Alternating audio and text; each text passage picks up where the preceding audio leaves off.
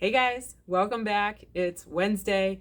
I'm actually hoping to do this more consistently on Thursdays, but um, got a little off schedule coming out of my little mini sabbatical, so still trying to get those videos posted weekly or close to weekly. So thanks for hanging in there. Thanks for your patience as I kind of work my way through these beginning stages, but I do appreciate you being here and watching and supporting me.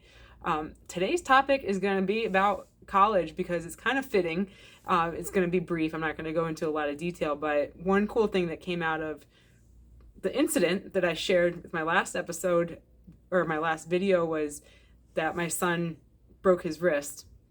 And what that triggered actually was some reflection, which was pretty neat. And he decided that he wants to, rather than just hang on to the certification he got at the local community school for his outdoor leadership program, he wants to continue that for a second year and get the full associate's degree, which I think is awesome because he came to that on his own, which is what you want. You don't want to just do something because everybody else is doing it or because you think you're supposed to. If you don't know why you're doing it, hang tight, work a little bit, figure it out. There's really, I truly believe that these days people and companies are so much more flexible than it felt like even when I was coming out of high school going into college. It's like you felt like you had to have every minute accounted for between high school graduation and your college career, and even the whole idea of gap years seemed like it was frowned upon because you might look lazy or that you didn't know what you were doing with your life. None of us know what we're doing with our life. So especially now with talks about the Great Resign and people just thinking differently, because we're in an era of technology and people are doing things differently. People are doing things virtually. Like there's so many opportunities to think outside the box with what we decide to do for a vocation. So I think that's really great that he decided that. But since we're talking about money topics and how this relates to money today, is what do you do when you don't have necessarily a huge runway, college savings runway?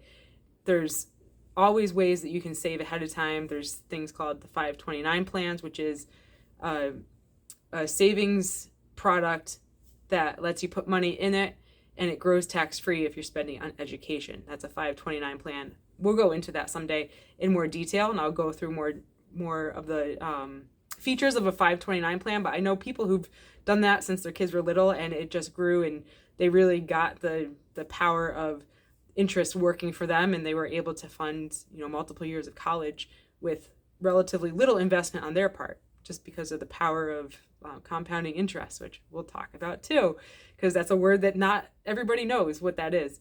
But really what I want to just share today is, what are we doing? Because as you know, I just left my day job and we have a specific budget that we know we can live within. And this wasn't necessarily in that budget. So how as a family do you make a decision like that? Or how do you come alongside your child? And this is just one child we're making this decision for. So I realize that it's not always the same case. It's not always straightforward, but I just want to share some food for thought on how to be creative when it comes to paying for things. If you don't want to go into debt, you can get creative.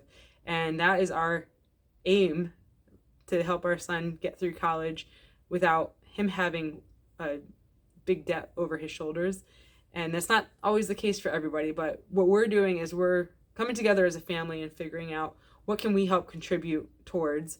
And part of why we have something to contribute is when I made this transition out of corporate America, there was some excess that can come out of that, like vacation payout. And it feels like a payday. It feels like a really good payday. We also had a little bit excess in taxes, which you don't want really a tax refund if you're really lending the government money for free.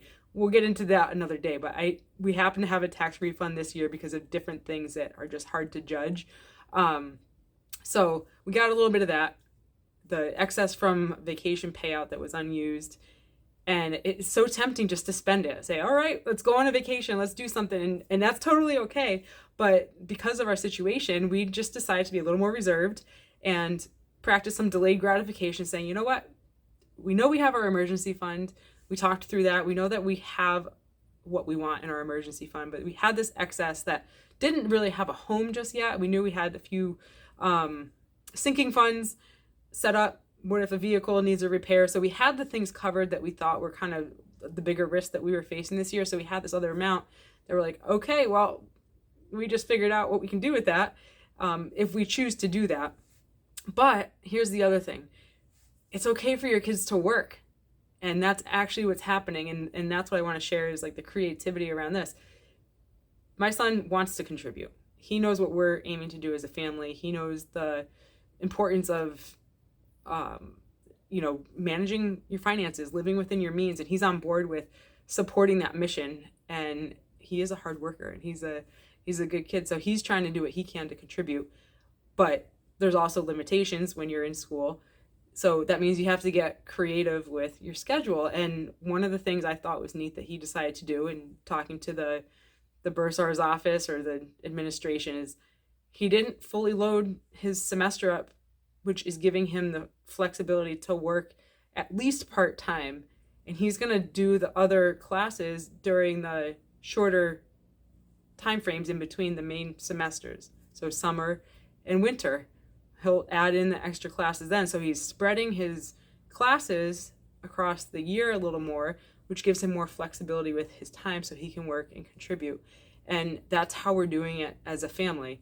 And what's cool is, too, there's like skin in the game. So when you know you got skin in the game, I think you're a little more committed to the outcome and to the success. And it tells us that he's committed, that he's not just doing this because other kids are doing it. He's doing it because he's thought it through. So just wanted to share that. There's a lot of ways to be creative with how you can pay for college if you're trying to pay for it without going into debt.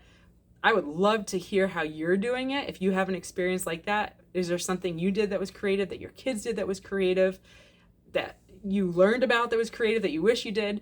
Please throw it in the comments because I think that we benefit from each other's education and we're here to share. So thank you for letting me share my story, and I can't wait to hear from you.